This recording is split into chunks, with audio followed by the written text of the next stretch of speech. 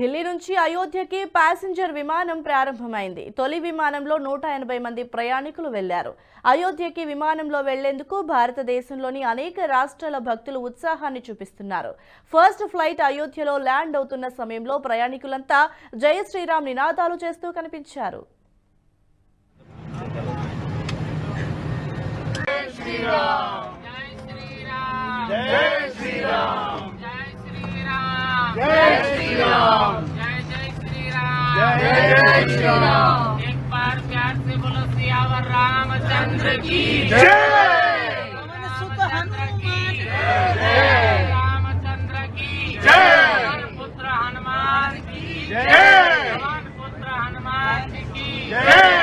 श्री राम जय श्री राम जय श्री राम जय श्री राम जय श्री राम जय श्री राम। విపక్ష ఇండియా బ్లాక్ కన్వీనర్ గా ఎవరు నియమించనున్నారు? దీనికి కాంగ్రెస్ అధ్యక్షుడు ఖర్గే తడుముకోకుండా సమాధానం ఇచ్చారు. కాంగ్రెస్ పార్టీ చేపడుతున్న భారత్ జోడో న్యాయ యాత్రపై జరిగిన మీడియా సమావేశంలో కూటమి కన్వీనర్ పై మీడియా అడిగిన ప్రశ్నకు ఇది కౌన్ బనేగా కరోడ్పతి ప్రశ్న అంటూ ఆయన చమత్కరించారు. బీహార్ ముఖ్యమంత్రి నితీష్ కుమార్ ను కూటమి కన్వీనర్ గా చేయాలని శివసేన చీఫ్ ఉద్ధవ్ ఠాక్రే ప్రతిపాదించారు. ఇందుకు సంబంధించి కూటమి భాగస్వామ్య పార్టీలను సైతం ఠాక్రే సంప్రదిస్తున్నారు.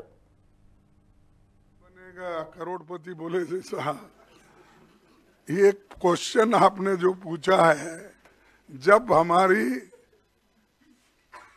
बैठक होगी उसमें किस ढंग से कौन सा पद किसको लेना है उसमें तय हो जाएगा, अभी 10-15 दिन के बाद।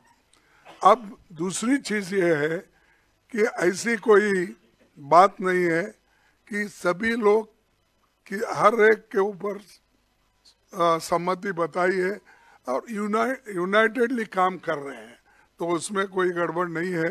आप चिंता मत कीजिए, आप हमारे साथ रहिए।